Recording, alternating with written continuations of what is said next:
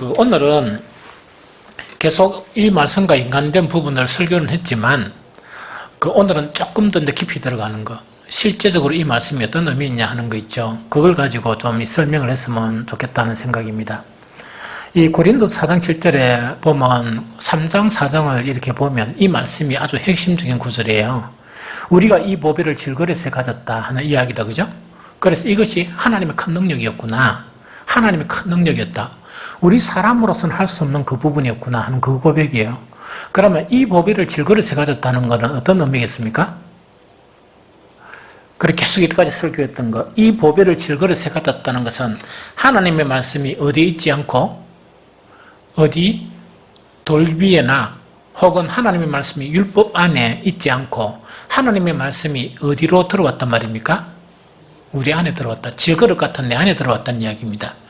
질그릇 같은 내 안에 들어왔는데 사람의 능력이나 사람의 노력으로서는 도저히 이것을 이룰 수 없는데 누구의 큰 능력? 하나님의 크신 능력 때문에 이 일이 일어났다는 그 이야기입니다. 좀 쉽게 이야기하면 그 이야기다, 그죠? 다시 설명합니다. 우리가 이 보배라는 건 복음이야, 복음의 말씀. 이 복음의 말씀 자체가 대부분 사람들에게는 이 복음의 말씀이 어디에 있습니까? 성경에 기록되어 있죠. 성경에 기록되어 있고, 목사가 이 설교를 하면 설교를 듣고 잊어보고 하는 그게 이제 반복이 된다, 그죠? 그런데 그 사람이 하는 일이 아니고 하나님이 하시는 그런 일 자체가 하나님의 능력이 놀랍게 임하니까 오늘날 이야기하면 성경에 기록된 말씀, 즉 기록된 말씀이 어디에 기록된다고요? 내 신비에 기록되어진다. 이것이 인간으로서는 할 수 없고 아무리 노력해도 할 수 없는데 하나님의 힘이 큰 능력이 이것을 이루었다는 그 이야기입니다. 이 좀 이해가 되겠죠? 그래, 그 이야기라. 그래서 우리가 여기서 알아야 될 거는 이제 그 피상적인 건 알죠? 이 보배를 질그릇에 가졌다는 피상적인 의미가 그 앞에 고린도서 3장 3절에 말씀하고 있다, 그죠? 너희는 우리로 말미암아 나타난 그리스도의 편지니 이거는 먹으로 쓴 것이 아니요 오직 살아계신 하나님의 영으로 쓴 것이며 돌판에 쓴 것이 아니요 오직 육의 만판에 쓴 것이라. 자, 이건 이야기다, 그죠? 하나님의 말씀이 성경에 이 먹으로, 요새는 인쇄 아닙니까? 인쇄로 기록된 것이 아니고 그 먹으로 쓴 게 아니라 인쇄로 먹으로 쓴 게 아니고 뭐로 쓴 거라고? 영으로 쓴 것이다.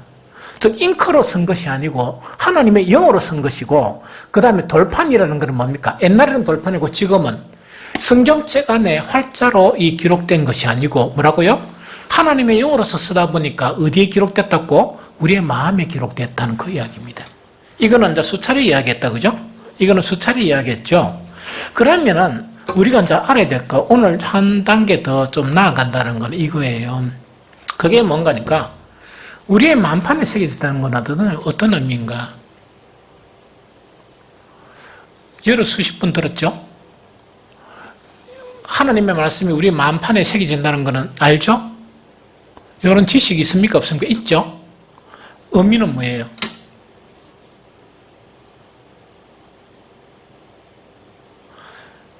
말씀이 만판에 새겨진다는 의미는 뭡니까?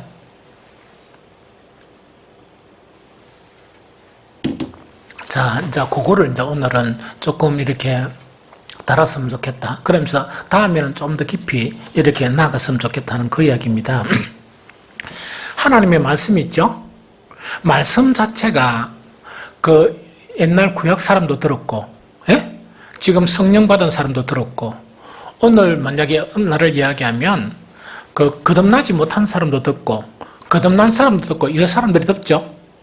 듣는데 하나님의 말씀이 우리 신비에 기록되는 것은 오직 누구의 능력으로만? 하나님의 놀라운 능력으로만 정말 우리의 마음에 새겨진다는 그 이야기죠. 그럼 차이가 뭐냐는 이야기죠. 그 차이가 뭘까? 이걸 갖다가 모르면 이 말씀 자체를 이해를 하지 못해요. 그럼 이거는 이제 뭐냐니까, 하나님의 말씀이 우리 마음에 새겨진다는 것은 뭐냐? 우리의 마음에 말씀이 작용한다는 이야기죠. 이거는 뭘 이야기하는 거니까, 하나님의 인격적인 말씀이 우리의 전 인격을 건드린다는 이야기입니다. 우리의 전 인격을 건드리고, 우리의 전 인격을 만져주시고, 우리의 전 인격을 회복시켜 주시고 치료해 주신다는 그 이야기예요. 이거 무슨 말인지 좀 알겠죠? 그래서 내가 이렇게 가만히 설교를 하면서 보니까 이걸 한 10번 정도 설교했으니까 좀 안 바뀌겠나 보니까 나 그대로라. 많이 안 바뀌는 거야. 많이 안 바뀌다는 거면 잘하는 거는 계속 잘하고 안 되는 거는 계속 안 되고 요건 거라. 그래서 내가 딜레마에 빠진 거예요. 우리가 각자 되게 잘하는 영역 있죠? 잘하는 영역은 계속 잘하는 거야. 그러나 못하는 영역 있죠? 개발이 안 된 영역. 그대로 계속 가지고 있는 거야. 그러면 하나님의 말씀이 능력이 있습니까? 능력이 없습니까? 그 이야기죠. 그러면 하나님의 인격적인 말씀이 우리의 전 인격을 건드려야만이, 우리의 전 인격을 회복해야만이 사람이 바뀐다 아닙니까? 잘하는 거는 더 잘하고 정말 못하는 것도 잘하게 되고 이래 바뀌어야 될까 아이가? 그런데 너무 신기하게 한 10년 동안 5년 동안 보면 뭐냐, 잘하는 영역은 참 잘해요 계속. 그러나 잘 못하는 영역은 바뀌어 나가는 사람은 있어. 진도가 조금 늦고 그 다음에 안 바뀌는 사람은 전혀 안 바뀌는 거예요. 그러면 하나님의 말씀이 전인격적인 말씀입니까? 부분의 말씀입니까? 부분의 말씀이라는 것은 뭐냐? 지금 신약 시대의 말씀은 뭐라고요? 옛날에는 하나님께서 선지자를 통해서 어떻게 나타나시다? 부분을 나타나셨지. 그러나 예수 그리스도를 통해서 하나님의 온전한 말씀이 나타났죠. 그런데 문제는 뭐냐? 전인격적으로 바뀌지 않는다는 것은 그 사람에게는 아직도 구약에 살고 있는 거야. 구약에. 부분적으로만 바뀌는 거야. 이걸 지금 이야기하는 거예요. 이 무슨 말인지 좀 알겠죠? 그럼 이제 다시 이야기하면 하나님이 우리 전인격을 우리를 만진다는 것은 뭐냐? 마음이 새겨진다는 것은 우리의 마음에는 세 가지 영역이 있어요. 더 다양하게 표현할 수 있어. 세 가지 가장 기본적으로 이야기한다 그러면 하나는 지성, 하나는 뭡니까? 감성, 하나는 뭡니까? 의지죠. 그러나 이걸 갖다 세부적으로 표현하면 이를 수십, 수백 가지도 표현할 수 있겠죠. 우리 마음을 이론화할 수 없다 보니까 이 우선 하는 게 지성, 감성, 의지란 말입니다. 그러면 하나님의 말씀이 뭐야? 지성도 건드리고 감성도 건드리고 의지도 건드려야 사람이 바뀌잖아. 맞죠? 그 되는 거를 거기에 마음판에 새겨지는 거예요. 그럼 이걸 갖다가 오늘은 어렵게 이야기하지 말고 되게 쉽게 이렇게 설명했으면 좋겠습니다. 예를 들어서 말씀이 아직 율법이 있다. 율법이라는 것은 성경책에 이제 기록된 말씀이죠. 기록된 말씀만 가지고 신앙생활을 하는 사람하고 매일매일의 삶을 통해서 우리 마음판에 새겨지는 사람하고 달라요. 그럼 다른 거를 내가 예를 들어서 설명해 볼게요. 한 세 가지만 가장 쉬운 예를 가지고 설명해 볼게요. 자, 성경에는 용서하고 용납해야 된다는 말씀이 있습니까? 없습니까? 다시. 용서하고 용납해야 된다 하는 게 있습니까? 없습니까? 혹시 못 들었어요? 연이 못 들었나? 들었지? 들었다는 것은 무엇에 영향을 미쳤습니까? 지성에 영향을 미쳤다는 거예요. 지성에 영향을 미쳤어요. 그런데 그 성경에는 지식이 두 가지라. 하나는 그 자연인이 가진 지식 있고 하나는 뭐냐? 새롭게 된 지식이 있어요. 너무 신기해 성경은. 그래 거기까지는 오늘 나가지 말고 자 다시 용서하고 용납해야 된다는 것은 성경에 있거든요. 우리에게 한 말씀이죠. 그러면 이 말씀을 압니까? 하면 예 압니다 하면 뭐냐? 지성을 변화시켜서 하나님이 이렇게 말씀하셨다 하는 지성이 형성된 거예요. 무슨 말 알겠죠? 문제는 뭐냐? 전인격적으로 변하면 감성과 의지도 다 변해야 되는데 부분적으로 변했다는 것은 지성만 변했는 거야. 요거 이해되죠? 지성만 뭐냐? 용서하고 용납해야 되는 말씀을 나눈 거야. 감성이 안 변했어요. 의지하고. 안 변하니까 지식은 딱 변해가 하나님께서 말씀하셨다. 하나님은 용서하고 용납해야 된다. 요거는 했단 말이야. 자, 그럼 이거는 잘해요. 지성이 그걸 알기 때문에 딴 사람들이 막 이래 다투고 화내고 하면 우리는 그 지성을 가지고 뭐라 합니까? 참아야지, 용납해야지, 용서해야지. 딴 사람 가르치는 거는 지식과 가르치니까 잘 가르치겠죠? 문제는 지가 못하는 거. 그렇게 내한테 지성만 딱 변화되어 있는 거예요. 그런데 아이고 저녁에 퇴근해가 몸도 피곤한데 집에 딱 가니까 이놈의 이 아내께서 정말 이 섭섭하게 하고 기분이 좀 나쁘게 한 거야.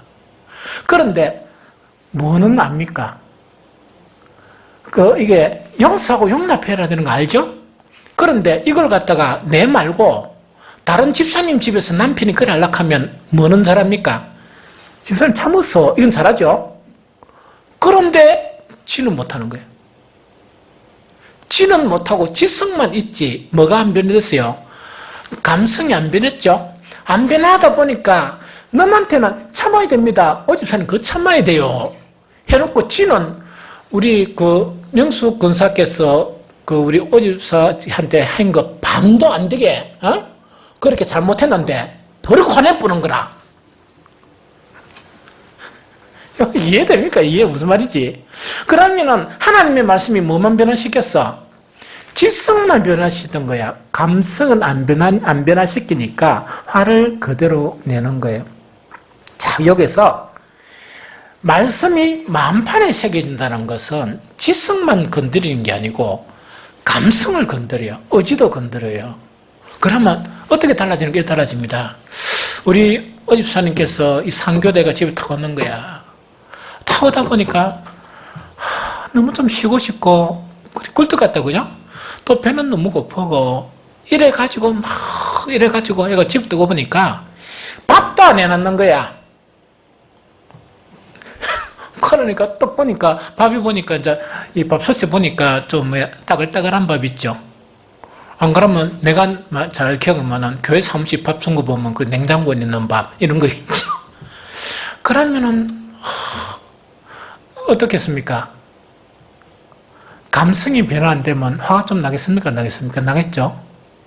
하나님께서 감성을 만져주시면 오해되는 거니까 오늘 또 교회 갔구나. 내가 이렇게 피곤한 것처럼 지는 얼마나 피곤하겠노? 그러면서 밥을 되게 먹고 싶은데 어떤 간에 이제 그런 부분이란 말이야. 그러면 하나님이 지성도 변화시키고 감성이 변화시켰다는 것은 뭐냐? 내 감정이 화를 안 나게 하는데 하나님의 말씀이 뭐냐? 화를 내고자 하는 그런 마음도 있지만은 뭐라고요? 긍휼의 마음, 이해하고자 하는 마음. 무슨 일이 있었겠구나. 안 그러면 뭐냐? 이거 뭐라노? 교회에서 갔다 와가 되게 피곤했겠구나. 이렇게 하다 보니까 그럼 화가 납니까? 오래 참게 됩니까? 참게 되죠. 이것이 마음에 새겨진 말씀이에요. 말씀이 성경 안에만 가면 지식은 있는데 감성이 타치가 안 돼요. 또 우리의 전인격이 타치가 안 돼요.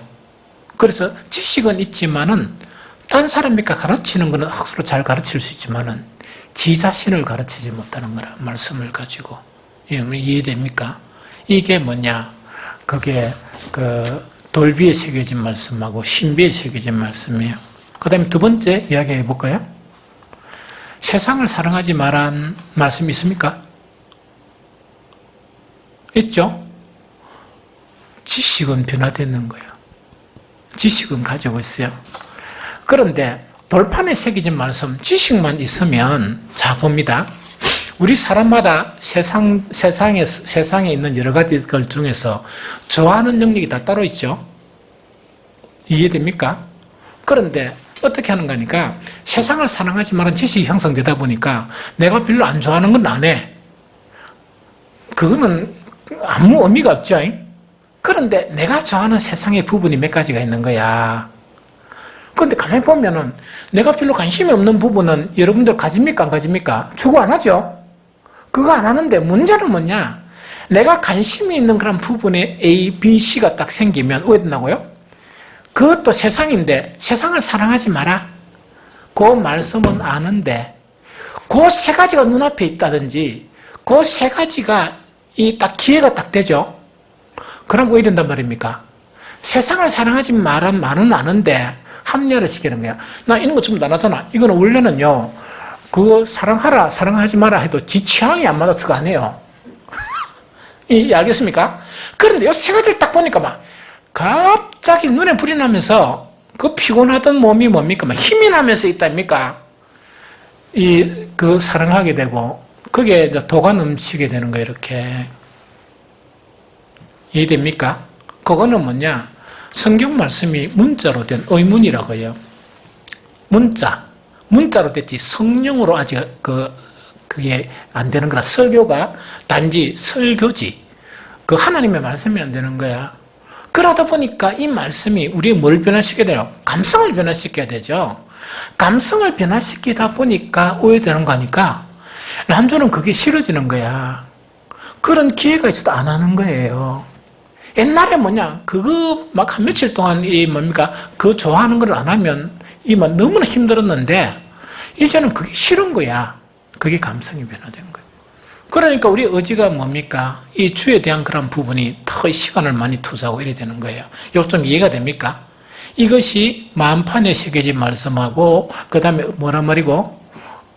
이제 돌비에 새겨진 말씀의 차이예요. 이 내용을 알아야 돼요. 이 내용 모르면 평생 이론만 있지 지성은 계속 개발되는데 실제적인 말씀이 우리 안에 역사하는 것은 안 되는 거예요. 그 다음에 여러 수십 가지를 예를 들면 참 좋은데 한 가지만 더 예를 들면 나보다 다른 사람을 먼저 생각하는 거, 또 다른 사람들을 먼저 배려하는 거 성경에 있습니까 없습니까? 있죠? 그러면은 지식의 부분이야. 이것도 돌판에 새겨진 말씀은 이 지식은 있어요. 살아가는데 꼭 지 위주로만 선택을 해요. 모든 부분에서. 그거는 그 사람이 안 바뀐 거죠. 의지도 안 바뀐 거고 감성도 안 바뀐 거고 이렇다, 그죠? 그런데 정말 인격이 변화된 말씀 왜 그런가? 보통 가정생활 같은 부부가 두 개를 뭔가를 더 해야 되는데 한 사람은 이거 하고 싶다, 한 사람은 저거 하고 싶다, 이 이야기라. 이해됩니까? 그런데 이거 하고 싶은데 그 다음에 감성이 변화되고 이 의지가 변화된 거는 양보를 하는 거예요. 양보를 하면서 또 그렇게 된다는 그 부분이죠. 그 차이예요. 우리가 남을 배려한 이것도 지식은 아는데 이걸 갖다 실제로 배려는 잘 못해요. 그러나 감성의 변화가 일어나면 어떤 사람이 감성의 변화가 일어나는가? 그럼 선택하고 이건 거예요. 참 선택에서 좀 자유로울 수 있는 거는 이겁니다. 상대방이 편한 거 보면 내가 좀 행복을 느끼는 사람이 되어야 돼. 그러면 하나님의 사랑을 조금 아는 거예요. 상대방이 편안해하고 상대방이 막 즐거워하는 거 보면 내가 행복을 좀 느껴. 내가 그걸 보면 원래 지가 즐거운데 내가 행복 안 하죠. 그런데 그것이 하나님의 사랑을 조금씩 경험하게 되면 내가 행복해지는 거야. 상대방의 행복 자체를 내가 즐거워할 수 있는 경지가 이타적인 사랑에서 나타나는 그런 현상이에요. 그래서 지성이란 게 상대방을 먼저 생각하는 거 있죠. 먼저 생각한다는 이 자체는 정말 상대방을 귀하게 여기고 이 상대방이 즐거운 거, 이것이 내 행복이 되고 하는 거 있죠. 그럼 이 감성이 바뀌어야 돼요. 하나님께서 우리 지성의 부분만 변화시키면 안 되고 우리의 감성의 부분이나 또한 의지의 부분 자체가 변화시켜야 돼요. 이것이 뭔가니까 인문에 기록된 말씀하고 마음판에 새겨진 말씀이에요. 그럼 결론적으로 이야기할게요. 사람이 잘 안 바뀌는 거 지식은 빨리 바뀌어요. 지식은 바뀌는데 화내는 거 그대로 화내고 짜증내는 거 그대로 짜증내고 별로 걱정할 필요 없는 거 가지고 그대로 계속 걱정하고 그 다음 집착할 필요 없는 거 가지고 그대로 막 집착하는 게 10년 전이나 지금 이거 있죠. 그래서 이런 것 자체가 아직 말씀을 경험하지 못한 거예요. 신비에 새겨진 말씀이 아직 경험이 안 된 거라. 그러면은 여러분들요, 그것이 경험된 사람들의 눈에는 어떻게 보겠습니까? 그 사람을 보면 너무 답답해요. 어떤 데는 숨을 못 쉴 것 같아요. 질식할 것. 너무 답답해가지고.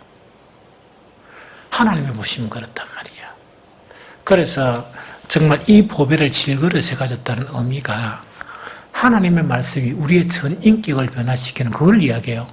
한 가지만 변화시키는 게 아니고 우리의 모든 그런 인격을 변화시키는 그 부분을 이야기한다 하는 그걸 이야기합니다. 자, 그러면 봅니다. 여러분들 그냥 대답은 하지 말고 말씀 자체가 여러분들에게 억수로 즐거움으로 이렇게 받아들여집니까? 그렇게 귀한 것으로 받아들여진다. 첫 번째. 두 번째, 귀한 영역하고 즐거운 영역은 다르거든요. 귀하게는 받아들여지는데 즐거움은 아니다. 근데 어떤 사람들은 귀하게도 받아들여지고, 말씀이 너무 즐거운 영역이다. 이제 이래 되거든요. 그러면 이거는 이제 뭘 하니까, 만약에 신비에 새겨진 말씀이 있죠. 이것이 경험이 되면 말씀이 나에게서 어떻게 보이는가 하는 그 두 가지만 이야기할게요. 첫 번째, 구약에 보면 시편 19편 10절에 보면 이건 다윗이에요. 다윗의 위대한 게 이거예요. 이번 주일날 다윗하고 솔로몬 가지고 좀 비교해서 설교를 하려고 그래요. 19장 10절 보면 하나님의 말씀이 뭐라고요? 검 곧 많은 순금보다 더 사모할 것이며 꿀과 송이꿀보다 더 달다. 이런 고백이요. 이거는요, 여러분들 그냥 다윗 이런 거 있죠. 절대로 말 못합니다. 나는 옛날에는 한 번씩 성경에 나타나는 사람들하고 내하고 그래도 차이는 있지만 좀 근접한 줄 알았어요. 다윗이 한 이 정도 되면 아이고 난 이 정도 되겠지 이래 생각했거든요. 요즘에 기도하면서 뭘 발견하는가 하니까 옛날에는 내가 철이 없을 때는 다윗이 이 정도 같으면 나는 이 정도 생각했는데 지금은 어떻게 진짜 진심을 이야기하면 다윗이 이 정도 같으면 나는 이 밑바닥이 있죠. 그렇게 보여요. 그만큼 대단한 사람이에요. 그래서 말씀 자체가 전 인격을 변화시키다 보니까 다윗은 그 군인이면서 왕이면서 얼마나 호사스럽고 얼마나 좋은 게 많습니까? 우리가 다윗보다 이 부나 귀한 것이 많겠습니까? 아니죠. 그런데 이렇게 생각해 봅시다. 다윗만큼 부나 기회나 권력이나 줬다 그러면 우리 말씀 생활이 어땠을까?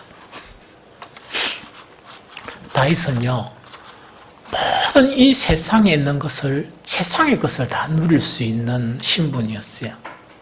그런데 다윗은 어떻게 고백하는가 하니까 그 다윗의 전시편을 보면 별로 마음이 거기 많이 안 들어져 있어요. 그러면서 마음이 가장 이렇게 사모하고 즐거워하는 것이 뭡니까? 그 하나님의 말씀.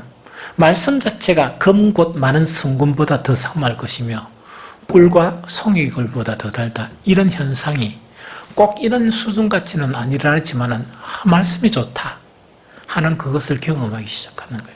이해가 되겠죠? 신약 한 곳을 보면 빌립보서 3장 8절이에요. 또한 모든 것을 해로 여김은 내 주 그리스도 예수를 아는 지식이 가장 고상하기 때문이다. 이야기다, 그죠? 이때 가장 고상함이라는 것은 뭐냐? 탁월함이에요. 즉 가장 귀한 것의 탁월한 수준, 그것이 뭐야? 주님의 말씀이다. 주님을 아는 지식이다 하는 그런 고백이에요. 이렇게 이제 우리가 나타나게 한다는 그 이야기입니다. 그럼 마지막 하나만 탁 하고 이제 마칩니다. 말씀이 신비에 왜 새겨지지 않느냐? 왜 계속 설교 듣고 이러는데 말씀이 신기에 안 새겨질까? 어떤 때는 뭡니까? 성경을 읽게 하는데 신비에 왜 안 새기느냐? 그 이야기다, 그죠? 제일 첫 번째로 보면 어떤 구약적인 관점에서 보면 이런 부분이에요. 고린도서 3장 14절 15절 보면 그러나 그들의 마음이 완고하여 오늘까지도 구약에 읽을 때 그 수군이 벗겨지지 아니하고 있으니 그 수군은 그리스도 안에서 없어질 것이라. 오늘날까지 모세의 글을 읽을 때 수군이 그 마음을 덮었도다. 즉 이거는 뭐냐? 구약 관점이라 그랬죠, 그죠? 모세의 뭘 봤습니까? 시내산에서 40일 동안 있다가 모세가 내려오다 보니까 어디 됐습니까? 얼굴에 강체가 나타났죠. 그 강체를 보면서 뭐를 갖다가 가렸습니까? 수군을 가렸다, 그죠? 그렇죠. 그 수군이 마음에 가린 것을 이야기해요. 이게 무슨 말이죠? 그래서 아직 워낙 하다 보니까 뭔가 말씀이 마음에 떨어져야 되는데 이 마음에 이제 가려버리는 거예요, 사실은. 그런데 이 해결책은 바로 이야기하고 있어요. 해결책은 뭐냐? 고린도서 3장 16절이에요. 왜 있습니까? 그러나 언제든지 누구께로 돌아가면? 주께로 돌아가면 그 수군은 벗겨지리라. 너무 멋지죠? 주께로 돌아가면 그 수군은 벗겨지리라. 그럼 이거는 뭐에서 무엇으로? 율법에서 주님에게로 돌아가면 수건이 벗겨지면서 주님의 말씀이 우리에게는 신비에 새겨진다 이랬어요. 그래서 이거는 여러분들이 좀 더 묵상하고 또 다음에 기회가 있으면 상세하게 내용이 뭐냐 하는 것을 여러분들에게 오늘 말씀이 새겨진다는 그 예를 들어서 설명을 해드릴게요. 그 다음에 일반적인 관점은 뭐냐? 고린도서 4장 3절 4절이에요. 만일 우리의 복음이 가리었으면 망하는 자들에게 가려진 것이라 그 중에 이 세상의 신이 믿지 아니하는 자들의 마음을 혼미하게 하여 그리스도의 영광의 복음의 강체가 비치지 못하게 함이니 그리스도는 하나님의 형상이라 하는 그 이야기죠. 그럼 이거를 쉽게 이야기하면 뭘 이야기합니까? 누가 방해한다? 사탄이 방해한다는 얘기예요. 그러면 사탄이 방해한다는 내용이 뭐겠습니까? 이 내용을 모르면 이건 할 수 있죠. 사탄아 물러가라. 주의 물으면 물러가라. 이건 할 수 있죠. 그러면 안 물러가요. 그렇게 내용을 모르면 안 물러가요. 이거는 뭐냐? 사탄의 근세에 매여 있다는 이야기라. 사탄이 사용하는 여러 가지 카드들이 있죠. 그 카드들을 하나님보다 더 사랑해가 그게 집착하고 있다. 누가 집착한다? 내가 집착. 어떤 사람은 재물에, 어떤 사람은 세상 재미에, 어떤 사람은 여러 가지 세상 염려에, 걱정, 근심에 그걸 딱 이렇게 잡고 있는 거예요. 그러다 보니까 성경을 읽으니까 성경이 마음에까지 들어올 수 있습니까? 없습니까? 마음에까지. 설교를 아무리 들어봐야 설교가 귀에는 들어갔다가 금방 잊어버리고 마음에까지 안 들어오는 거라. 왜? 사탄에 잡혀 있으니까. 그래서 보통 사탄에 잡혀 있다는 것은 뭐냐? 사탄이 큰 손으로 탁 잡고 있는 그 모양을 생각하면 해결책이 잘 안 돼요. 사탄이 가지고 있는 카드들이 되게 많은데 그 카드들을 가지고 뇌를 탁 포로로 잡고 있다는 거예요. 어떤 사람은 죽음에 대한 공포, 어떤 사람은 살아가는 그런 염려, 어떤 사람은 세상의 물욕, 어떤 사람은 세상의 영광 이런 거 있죠. 탐욕 이런 걸 꽉 잡고 있는 거예요. 그걸 찾고 있다 보니까 말씀이 마음판에 새겨져야 되는데 마음 자체가 다른 것으로 꽉 차지하고 있는데 그 차지하고 있는 근세가 어떤 것이라고? 사탄의 근세라죠. 이게 무슨 말이겠죠? 그래서 거기서 이제 벗어나야 되고, 그리고 벗어나는 게 첫 번째 해결책이고, 두 번째 해결책은 어떤 것입니까? 주님의 강권적인 그런 역사예요. 그래 하더라도 그런 거 있나? 고린도서 4장 6절이죠. 어두운 데서 빛이 비치라 말씀하셨던 그 하나님께서 예수 그리스도의 얼굴에 있는 하나님의 영광을 아는 빛을 우리의 마음에 비추셨느니라. 그런데 여러분들요, 사탄의 집에서 벗어나는 게 많은 공통적인 해결책입니까? 하나님의 강권적인 역사입니까? 사탄의 지배에서 벗어나야 돼요. 왜냐, 자보세요. 하나님의 강권성 역사는 특이한 부분이에요. 특이하게 나타나는 현상이거든요. 그거 기다리지 말고 가만히 내 모습을 보면서 내가 무엇에 매여 있나 하는 거 있죠. 여러분들 한 번씩 막 짜증이 너무 많이 나는 사람 있죠. 화가 너무 많이 나고 이렇게 전부 다 사탄이 매여 있어요. 그걸 가만히 생각해 보면 내 마음에 어떻게 그 문제 있는 거야. 깊이 있게 생각해 보면 화낼 게 아무것도 없거든요. 짜증낼 것도 별로 없고 걱정할 것도 별로 없고 이런 거 있죠. 그런데 그걸 갖다 단단하게 딱 부여잡고 있는 거라. 내가 사탄이 이렇게 카드를 던지면 그걸 갖다 탁탁 튕기고 무시해버려야 되는데 뭐라고요? 맞네 이거는 뭡니까? 설교를 들으면서 아멘 하고 이래야 되는데 그건 안 하고 사탄이 주는 이게 맞다 해가 꽉 잡고 있는 거야. 그런데 어떤 사람들은 이런 수백 개를 잡고 있는 거예요. 수백 개를 잡고 있다 보니까 이게 뭡니까? 아무리 말씀을 전해도 오해됩니까? 말씀이 내 마음에 들어옵니까? 안 들어옵니까? 근심이 튕겨내고 세상 영광이 튕겨나고 사탄이 주는 모든 갖가지 그런 것들이 있죠. 이 더럽고 그런 부분들이 있죠. 그 자체가 다 튕겨내는 거예요. 왜 그렇게 잡을 수밖에 없느냐? 그거는 진짜 걱정거리다 이런 거 있죠. 심어주는 거예요. 그거는 염려할 거 맞다 이렇게 심어주는 거예요. 그럼 가만히 들어보면 맞아요. 맞죠? 인간적으로 들어보면. 그러나 주님을 생각해서 들어보면 터무니없는 그런 이야기들이에요. 좀 이해가 되겠죠? 그래서 그렇게 하면은 이 벗어날 수 있다는 그 부분이다 하는 그 이야기죠.